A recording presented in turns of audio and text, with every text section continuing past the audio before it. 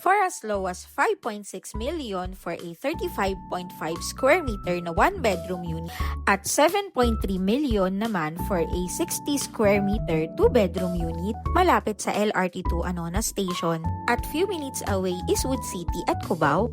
May resort-inspired amenities, pet-friendly at very accessible sa lahat.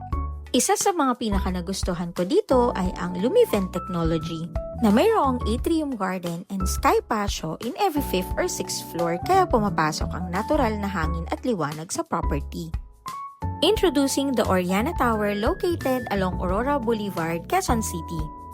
This property is still in its pre-selling phase.